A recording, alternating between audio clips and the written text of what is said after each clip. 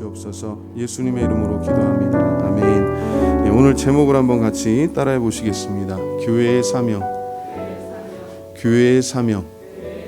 예, 옆에 있는 분들에게 한번 인사합니다. 우리의 사명은 죄인을 찾아 구원하는 것입니다. 한번 고백합니다. 우리의 사명은 죄인을 찾아 구원하는 것입니다. 아멘. 예. 예수님께서 오셔서 이 삭개오를 포함해서 이 누가복음에 기록된 그 앞뒤 내용을 보자면 병든 자도 고치시고 여러 사람들을 이렇게 회복하시죠. 특별히 본문에 19장에 등장하는 삭개오라고 하는 사람. 여기 보면 1절에 보면 여리고라고 하는 도시에 살고 있었고 2절에 보면 삭개오를 표현할 때 두 가지가 있습니다. 그죠? 삭개오의 이름과 더불어서 세리장이요 또한 부자라 이렇게 표현합니다. 그냥 세리 중에서도 일반 세리가 아니라 세리의 그러니까 우리 오늘날로 치자면 좀 비슷하게 표현하자면 세무소장 정도 되는 그런 고위급 직원이라고 볼 수가 있죠. 근데 그 당시의 상황을 조금 여러분도 아시겠지만 이스라엘이 완전히 정치적으로 독립한 그런 상황이 아니라 로마의 속국처럼 그렇게 되어 있었고 그러다 보니까 이 세리들이 하는 일이 뭐냐면 우리가 일제 강점기 때 일본에 협력해서 소위 말하는 일본의 앞잡이 노릇했던 그런 사람들하고 굉장히 비슷했다고 보시면 돼요. 그래서 유대인들 입장에서 보면 자기 조국을 배신하고 그 이방인 그리고 독재자 헤롯을 포함해서 헤롯도 엄밀한 의미에서 유대인이 아니었고 그리고 또 그 헤롯과 결탁해서 이스라엘을 실질적으로 통치하고 있었던 로마 제국에 어마어마한 세금을 갖다 바쳤어요. 로마 제국의 황제들이 이스라엘을 포기하지 않았던 이유 중에 하나가 이스라엘에서 오는 많은 그 재화가 로마 제국의 큰 재정에 도움이 됐기 때문이라고 합니다. 그리고 지정학적으로도 유럽과 아프리카를 잇는 그런 중요한 위치에 있었기 때문에 군사적인 요지였어요. 그래서 로마의 황제들이 이스라엘에서 많은 세금도 걷어가고 그리고 거기에 군대를 주둔시켜가지고 계속해서 세계의 어떤 통치자로 그 당시 세계 제1의 강대국으로 그런 지위를 유지하기 위해서 노력을 했습니다. 결과적으로 가장 고난을 받는 사람들이 누구냐면 이스라엘에서 살아가는 유대인들이었습니다. 헤롯한테도 뜯기고 로마의 황제한테도 뜯기고 그리고 툭하면 이제 우리의 관점에서 보자면 우리가 3.1절 이제 다가오는데 독립운동을 했잖아요. 우리는 만세삼창 부르면서 우리의 독립을 위해서 조국의 해방을 위해서 이렇게 운동을 했지만 일본 사람들 입장에서 보면 반역을 꾀한 거라고 이렇게 해서 많은 핍박이 있었죠. 그거랑 비슷하다고 보시면 돼요. 그래서 수많은 유대인들이 이렇게 로마 제국의 그런 통치에 반대해서 그 혁명을 일으키고 혁명이라기보다 독립운동을 했습니다. 그래서 또 결과적으로 많은 유대인들이 피를 받고 죽게 되었고 또 고난 가운데 있는 거죠. 지금 많은 사람들이 떠났고 그리고 지금 남아있는 사람들은 그 가운데서 압제당하고 있다고 보시면 돼요. 그런 가운데서 지금 예수님께서 이 세리장이고 또 부자였던 삭개오를 찾아오십니다. 그 당시 삭개오라고 하는 사람 그리고 삭개오가 가지고 있었던 그 직업 로마 제국을 대신해서 세금을 거두고 세금을 거둘 때 보통은 그 요구하는 것보다 많이 거두는 게 그 당시 관행이었던 것 같아요. 그러다 보니까 뭐 지금도 조금 우리가 세금에 관련돼서는 그렇게 반겨하지 않지만 영어 속담에 굉장히 재밌는 표현이 있습니다. 가장 확실하다라고 하는 것을 표현할 때 as sure as death and taxes 그런 표현이 있어요. 그게 무슨 말이냐면 그냥 쉽게 말하면 죽음과 세금처럼 확실한 게 없다는 거예요. 반드시 죽고 반드시 세금 걷어간다는 거예요. 그러니까 예나 지금이나 이 세금을 가져가는 사람들 그리고 세금을 과하게 가져가는 사람들 특별히 로마 제국의 그 백을 등에 업고 자기 동족들을 이렇게 착취했던 사람들이라는 그런 보편적인 인식이 있었어요. 세금을 뜯어가고 동족들을 착취하는 것뿐만 아니라 영적으로도 죄인이었어요. 그 당시 로마에서 통용되었던 그 주화가 있습니다. 이 동전이 있는데 거기에는 대부분 로마 황제의 어떤 그 초상 같은 게 있었다고 해요. 유대인들 입장에서는 그게 우상이기 때문에 왜냐하면 모든 형상을 어떠한 형상도 새기지 말라고 하나님께서 십계명에서 명령하셨기 때문에 그 동전을 만지는 것 자체가 부정하다고 생각했어요. 그러다 보니까 이 죄인이라고 하는 의미가 두 가지 또 어떻게 보면 굉장히 중의적인 두 가지 의미를 갖고 있습니다. 첫 번째가 하나님 앞에 죄인이고 우상 숭배하기 때문에 죄인이고 두 번째는 이스라엘 민족을 배반하고 자기 동족을 착취하기 때문에 윤리적으로도 그게 죄인이라고 하는 거예요. 그 중에서도 우두머리 되는 사람이 삭개오였습니다. 왜 주민들이 그를 미워했는가를 보시면 그런 이면에 어떤 좀 부정한 모습들이 있었다라고 하는 것을 우리가 알 수가 있습니다. 어쨌든 삭개오는 그런 사람이었어요. 근데 3절에 이 이야기의 반전이 어디에서 시작되냐면 그가 예수님을 만나는 데서부터 시작이 됩니다. 자, 3절에 이렇게 기록되어 있습니다. 그가 예수께서 어떠한 사람인가 하여 보고자 하되 키가 작고 사람이 많아 할 수 없어 앞으로 달려가서 보기 위하여 돌무화나무에 올라가니 이는 예수께서 그리로 지나가시게 되밀어라. 이 본문에서 제일 중요한 게 뭐냐면 이 삭개오가 뭐 키가 작아도 열심을 내고 나무에 올라가서 예수님을 보려고 했다는 그런 열심이 이 본문의 핵심이 아니에요. 여러분이 삭개오의 입장에서 오늘 본문을 한번 읽어보세요. 제가 아까 기도하면서 삭개오가 그때 어땠을까라고 하는 그런 생각을 한번 해봤어요. 예수님에 대한 그런 호기심, 그 이야기를 많이 들었습니다. 야, 병든 자들도 고치시고 뭐 무리를 걸으시고 오병이어의 이적들, 그죠? 그런 소문들이 들립니다. 처음에는 호기심에서 예수님을 보고 싶어 했어요. 그냥 호기심에서. 근데 예수님은 호기심으로 만나는 분이 아니에요. 예수님은 믿음으로 만나는 분인 줄로 믿습니다. 여기는 내가 열심히 아니에요. 오늘 본문을 잘 읽으셔야 돼요. 본문을 잘 보셔야 돼요. 기독교의 가장 핵심은요, 계시예요. 하나님께서 그 스스로를 감추어진 신비를, 감추어진 그 생명의 비밀을 스스로를 우리에게 밝혀 보여주시는 겁니다. 그 대표적인 게 예수님께서 말씀이 육신이 되셔서 우리 가운데 거하시면서 하나님의 독생자의 영광을 우리가 보았다라고 요한이 기록합니다. 거기에 은혜와 진리가 충만했다라고 기록합니다. 예수 그리스도를 믿음으로 만나는 자들에게 주시는 은혜이고 축복인 줄로 믿습니다. 그런데 그 삭개오가 예수님을 만나고 변화됩니다. 자, 본문에 보면 제가 참 궁금한 게 있어요. 삭개오가 지금 막 사람들에게 수근수근 대는데 아유, 저 인간 왜 나왔나. 그럴 거 아니에요. 사람들이 다 싫어하고 물론 막 이렇게 멱살 잡고 그러진 못하겠지만 두려우니까. 그렇지만 사람들이 다 싫어하는 거지. 왜 저 인간 만나. 그런 눈총을 무릅쓰고 예수님을 만나기 위해서, 예수님을 보기 위해서 나무 위로 올라갑니다. 그리고 예수님께서 정말 그 자리에 지나가시다가 삭개오와 눈이 마주쳤어요. 저는 이 장면이 참 중요하다고 봐요. 물론 예수님께서 그런 계획을 가지고 오셨겠지만 그 시선이 마주치고 그리고 예수님께서 그 이름을 부르십니다. 예수님이 삭개오를 처음 만나셨을 거예요. 아마 여기 대면하는 거는. 근데 이미 이름을 알고 계셨어요. 왜? 그분이 하나님의 아들이시고 하나님이시기 때문에 그래요. 자, 여기 그렇게 표현되어 있죠. 5절 한번 볼까요? 예수께서 그곳에 이르사 쳐다보시고 이르시되 삭개오야 속히 내려오라. 내가 오늘 내 집에 유하여야 하겠다 하시니. 아멘. 예수님께서 이 시점에 이 마을을 지나신 목적은 삭개오를 부르시고 구원하시기 위해서 그래요. 그 나무 위에서 예수님을 보고 있는 삭개오를 예수님께서 쳐다보십니다. 그냥 우연히 이렇게 지나가는 게 아니라 목적을 가지고 바라보시는 거예요. 하나님께서 죄인들을 부르실 때, 죄인들을 찾으실 때 목적을 가지고, 구원하시는 목적을 가지고 우리를 찾으시고 부르시는 줄로 믿습니다. 삭개오가 예수님을 만났죠. 그리고 예수님께서 그를 쳐다보시고 말씀합니다. 삭개오야 어서 내려와. 지금 허둥지둥 내려와요. 아마 나무에서 거의 떨어질 정도로 아마 내려왔을 거라고 생각해요. 저는 제가 상상했을 때 삭개오가요, 하나님께서 말씀으로 천지를 창조하셨던 그 하나님께서 육신을 가지고 오셔서 자기의 이름을 불러주셨다 생각해 보세요. 야, 얼마나 그게 총 맞은 것처럼 정말 내 심장에 하나님의 말씀이 꽂히는, 저분이 내 이름을 아시네. 사람들도 놀랐겠죠. 아니 하필이면 또 삭개오야. 대부분 실망했을 거야. 아니 왜 하필이면 저 인간 집에 가시나. 그러나 예수님께서 삭개오를 부르시고 삭개오 집에 가신 목적은 다른 데 있어요. 그를 구원하시기 위해서 가신 줄로 믿습니다. 사람들이 비난하죠. 자, 6절 7절 한번 볼까요? 6절 7절 시작. 급히 내려와 즐거워하며 영접하거늘 무사람이 보고 수군거려 이르되 저가 주인의 집에 유하러 들어갔도다 하더라. 이 본문에서 예수님을 영접하는데 즐거워하는 사람 한 사람밖에 없어요. 누가요? 삭개오는 즐거워하는데 다른 사람들은 다 팔짱 끼고서 아유 저 인간 하필은 예수님 거기 그 집을 가신대. 뭘 모르시나 봐. 아니 그렇게 하나님 말씀 전하고 그렇게 병든 사람들도 고치시고 능력 있는 분이 저 사람이 얼마나 죄인이라고 하는 걸 예수님이 모르시나? 그렇게 생각할 수도 있었겠죠. 오해할 수도 있었겠죠. 그럼에도 불구하고 예수님께서 지금 삭개오 집에 들어가십니다.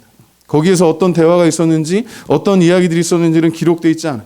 근데 제가 참 상상하면서 기도하면서 감사한 건 그거. 야, 예수님을 만난 사람은 정말 믿음으로 은혜로 만난 사람은 이렇게 변화되는구나. 그 고백에서 우리가 알 수 있는데 우리 8절 한번 같이 봅니다. 8절 시작. 삭개오가 서서 주께 여짜오되 주여 보시옵소서 내 소유의 절반을 가난한 자들에게 주겠사오며 만일 누구의 것을 속여 빼앗은 일이 있으면 내 갑절이나 갚겠나이다. 아멘. 어떤 대화가 오갔는지는 정확히 기록되어 있지 않아요. 그러나 한 가지 분명한 것은 그가 예수를 만나고 나서 완전히 변화되었다라고 하는 거예요. 제가 본문을 묵상하면서 오늘 개인적으로 하나님 주시는 은혜가 두 가지. 정말 예수님을 믿으면 나타나는 은혜가 뭐냐면 첫 번째는 진정한 회개입니다.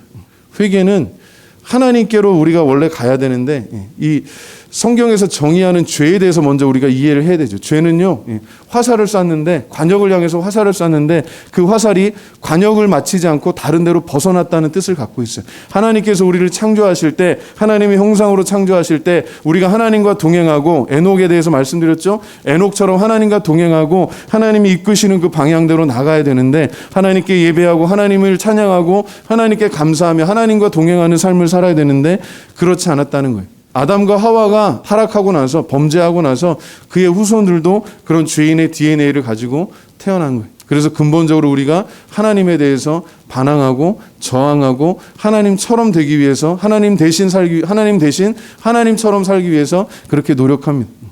우리가 아무리 수련을 하고 아무리 거룩하고 경건하게 살려고 노력을 해도 하나님의 기준에 한참 못 미쳐요. 절대로 가까이 갈 수 없을 정도로 하나님은 거룩하신 분입니다. 하나님은 또한 죄를 미워하셔서 죄인들이 하나님께 가까이 갈 수 있는 방법이 없어요. 유일한 방법은 하나님 앞에 생명을 드리는 거예요. 우리의 생명을 대신해서 희생제물을 드리는 거예요. 그래서 어린 양의 피를 가지고 하나님께 나가고, 염소를 잡아서 피를 가지고 하나님께 나가고, 소를 잡아서 그 피를 가지고 하나님께 나가지만 그거는 하나의 상징에 불과해요. 그 실제 하나님의 아들이신 예수님께서 오셔서 세상 죄를 짊어지고 가는, 세례 요한이 예수님을 봤을 때 했던 고백이 그거예요. 세상 죄를 지고 가는 하나님의 어린 양 예수 그리스도께서 오셔서 저와 여러분의 죄를 감당하신 줄로 믿습니다.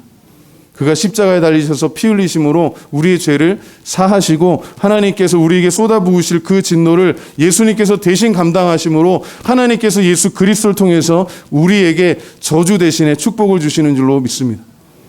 죽음 대신에 생명을 주시고 영원한 생명을 주시는 줄로 믿습니다.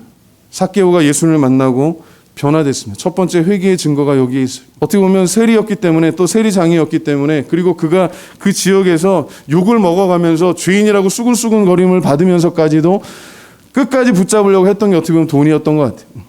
자기가 가장 사랑하는 것, 하나님의 가장 사랑하는 것을 지금 회개하고 포기합니다. 진정한 회개의 그 이면, 동전의 양면과도 같은데 제가 볼 때는 그래요.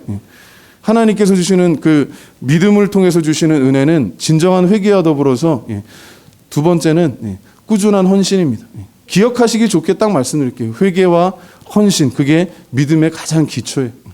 근데 그 뿌리는 예수 그리스도이신 줄로 믿습니다. 이 사람이 뭐 노력해서 된 게 아니에요. 그 나무로 올라가고 예수님 보기 위해서 그 열심을 내는 그 열심이 이 삭개오를 구원한 게 아니에요. 절대로 그렇지 않아요. 예수님께서 찾아오셔서 그 이름을 부르시고 그를 구원하셨어요. 그런데 여기에서 우리가 착각하지 말아야 될 게 뭐냐면, 하나님 앞에 지은 영적인 죄, 하나님 대신에 우상 숭배했던 거, 그 삭개오의 경우는 돈을 가장 사랑했어요. 내가 그 전에 하던 일들이 이렇게 남들을 괴롭히고 남들을 학대하고 이렇게 핍박해가지고 억압해가지고, 그래서 그 착취해가지고 그걸 가지고 내가 배불리 먹고 살았다면, 적어도 예수 믿고 구원받은 사람은 이 변화가 있다는 거예요. 그러면 그가 그 이후에 세리로 살았을까는 사실 저도 잘 모르겠어요. 더 이상 기록하고 있지는 않아요. 그러나 적어도 그가 예수님을 만나고 나서 돈을 대하는 그 태도가, 사람들을 대하는 태도가 달라졌을 거라고 생각했어요. 여기에서 놀라운 이야기가 뭐냐면, 자기가 그렇게 아끼고 움켜쥐고 있었던, 마치 여러분 영화 반지의 제왕에 보면, 거기 뭐 보신 분들 아시겠지만 골룸이라고 하는 그 사람 있죠. 처음에는 요정이 아니라 그 난쟁이였지만 나중에 그 반지에 대한 열망 때문에, 절대 반지에 대한 그 욕망 때문에 나중에 괴물처럼 된 사람이 있습니다. 그 사람이 영화의 맨 마지막 장면에 그 용암, 그 끝까지 그 용암에 빠져 죽어가면서도 그 반지를 붙잡는 골룸의 모습에서 그게 죄인된 우리의 모습을 떠올립니다. 그만큼 죄가 무서운 거예요. 지금 삭개오가 자기가 가장 움켜졌던, 절대 반지처럼 움켜졌던 그걸 지금 주님 손에 내려놓는 거예요. 처음 뭐라고 이야기합니까? 자기 재산의 절반을, 예수님이 시키지도 않았어요. 자기 재산의 절반을 그냥 기부하겠다는 거예요. 사람들을 위해서. 처음으로 여기에 살면서 그동안 그렇게 사람들을 괴롭히면서 착취했던 사람이 지금 처음으로 은혜 받고 나니까 예수님을 통해서 사람들을 바라보니까 긍휼력이고 사랑스럽게 그렇게 보이게 되는 거예요. 하나님의 은혜인 줄로 믿습니다. 예수 믿으면 주님만 사랑하는 게 아니라 주님께서 주신 관계들도 함께 사랑하게 되는 줄로 믿습니다. 제가 착각하지 말아야 된다고 말씀드리는 게 이거예요. 그런데 하나님 앞에 죄는 죄고 또 사회적인 윤리적인 또 이렇게 죄는 또 다른 죄예요. 지금 삭개오가 얘기하죠. 그리고 만약에 제가 재산 절반을 다 기부할 텐데, 그리고 만약에 제가 누군가에게 이렇게 착취해서 도둑질하거나 이렇게 해서 뜯은 게 있다면, 그렇게 뜯어낸 게 있다면 제가 4배를 물리겠습니다. 이거는 율법에서 얘기하는 보상법이에요. 내가 양 1마리를 훔쳤다 그러면 상대방에게 양 4마리를 갚아주는 거예요. 이 말은 뭐냐 하면 이 사람이 정말 정신 차리고 회개했다라고 하는 거예요. 그 당시에 어떤 상황들을 볼 때 분명히 그랬겠죠. 그 말은 뭐예요? 자기 전 재산을 다 기부하겠다는 내용이에요. 그동안 수십 년 동안 자기가 권력을 쥐고 자기가 그 돈을 가지고 그리고 그 위에 상납하고 그러면서 아랫사람들 착취하고 그렇게 떵떵거리면서 살면 그게 행복할 거라 생각했던 이 삭개오가 예수님을 만나고 나니까 만왕의 왕이시고 모든 것의 구주가 되시는 예수님을 만나고 나니까 마치 야복 강가에서 하나님의 천사에 씨름했던 야곱같이 깨달은 거예요. 하나님이 함께 하시지 않으면, 그리고 하나님이 허락하시지 않으면, 하나님이 주시지 않으면, 하나님이 그 소유권을 주시지 않으면 그게 다 저주라는 걸 깨달은 거예요. 오늘 여러분 손에 움켜쥐고 있는, 여러분의 삶 속에 움켜쥐고 있는 우상들은 무엇입니까? 예수 그리스도 그 보혈의 능력에 의지하고 우리가 정말 믿음으로 구원받고 은혜 받았다면 한번 깨달아지고 우리가 그게 깨져야 돼요. 그 부분들이 내가 정말 사랑하는 거, 내 자존심, 우리가 정말 자랑하는 거, 예수님 외에 다른 것들 자랑할 것들이 있죠. 살다 보면. 근데 하나님 앞에 내가 가장 잘하고 내가 가장 자신 있다고 하는 부분들이 철저하게 깨지지 않으면 그게 끝까지 우상돼서 그 연단이 길어집니다. 한번 따라해 봅시다. 빨리 깨지고 왕창 깨지자. 그게 애굽 벗어나고 광야 지나는, 빨리 지나는 일종의 비결이에요. 하나님보다, 하나님 말씀보다, 하나님의 그 관계보다 더 중요하게 생각하고 더 사랑하는 게 있다면 그게 우상이. 우리 자신 한번 오늘 돌아보고 내 손에 움켜진 거. 이 사람은 재산을 움켜쥐고 있지만 우리는 다른 거 움켜줄 수 있어요. 야, 내가 뭐 어떤 직분을 움켜줄 수 있고, 내가 어떤 영향력 있는 그런 자리를 움켜줄 수 있고, 내가 뭐 지식이든지 뭐가 됐든 간에, 그리고 뭐 젊은 사람들은 내 젊음이 그것도 하나님 주시는 거예요. 예수님께서 삭개오를 찾아오셔서 그 이름을 불러주셨을 때, 그리고 그 집에 유하러 가신다고 말씀했을 때 이미 게임이 끝난 거였어요. 예수님께서 그런 목적을 가지고 오셨기 때문에. 삭개오는 몰랐지만, 그리고 그 지역의 사람들은 몰랐지만, 예수님께서 삭개오를 부르셨을 때 이미 그 계획, 구원의 계획 가운데 있었다라고 하는 거예요. 오늘 예수님께서 여러분의 이름을 불러주시고 여러분과 동행하며 여러분과 함께하는 그런 은혜가 있기를 주님의 이름으로 축원합니다. 9절 10절 한번 읽고 맺습니다. 예수께서 이르시되 오늘 구원이 이 집에 이르렀으니 이 사람도 아브라함의 자손이미로다. 인자가 온 곳은 잃어버린 자를 찾아 구원하려 함이니라. 아멘. 우리가 예수 믿고 구원받고 은혜 받았어요. 정말 하나님께서 우리를 사랑해 주셨어요. 그래서 2가지 이 믿음의 증거가 그겁니다. 회개하고 하나님 앞에 헌신해. 근데 어느 정도 시간이 지나면 또 이런 삭개오 같은 사람들이 계속 나올까요, 안 나올까요? 당연히 계속 나와요. 어떻게 보면 삭개오보다도 더 흉악한 그런 사람들, 나중에 예수 믿고 구원받고 그리고 훈련이 필요한 이런 삭개오 같은 사람들이 계속해서 들어와요. 그게 교회의 역사입니다. 선교의 역사예요. 예수님께서 이 땅에 오신 목적은 저와 여러분 같은 죄인들을 2가지 말씀을 찾아서 구원하신다는, 이 찾으신다는 그 표현이요, 그냥 무심코 지나간다는 게 아니에요. 목적을 가지고 그 사람을 발견하기 위해서 찾는다는 그런 뜻이에요. 그리고 찾아서 구원한다는 거예요. 그거는 주님이 하시는 일이에요. 그런데 우리가 주님의 눈이 되어서 찾아드리고 주님의 손길이 되어서 그들을 주님께로 불러드리고 인도하는 그런 역할을 해야 될 줄로 또한 믿습니다. 그게 오늘 우리 교회와 성도들이 갖는 목적이에요. 예수님께로 우리가 죄인들을 우리가 불러서 구원하지는 못하지만 우리를 통해서 주님께서 그렇게 역사하실 줄 믿고 기도하는 거예요. 어떠한 죄인도 그래서 우리가 참아야 돼요. 견뎌야 돼요. 물론 여기서 참 중요한 게 있습니다. 아까 잠깐 말씀드렸지만 하나님 앞에 범죄한 것에 대한 회개는 회개고, 우리가 사회적으로 뭔가 무리를 일으키고 진짜 흉악한 범죄를 저질렀다면 그 범죄에 대한 법적인 평가도, 법적인 그런 처벌도 당연히 받아야 돼요. 하나님이 성령으로 온전히 역사하셔서 우리를 거룩하게 하시도록, 우리가 주님 품에 안겨서 그 천국에 가는 그날까지, 주님께서 이 세상을 온전히 구원하시는 그날까지 하나님의 거룩한 손길 가운데 있도록 깨어있고 기도하고, 그리고 노력한다는 그런 의미가 아니라 우리 자신을 늘 돌아본다는 거예요. 예수 그리스도의 십자가 앞에 날마다 우리 자신을 들여보고 하나님의 말씀 앞에 비추어 보고 주의 성령께서 우리를 인도하시는가를 돌아보는 그런 지혜로운 성도들 되기를 주님의 이름으로 축원합니다.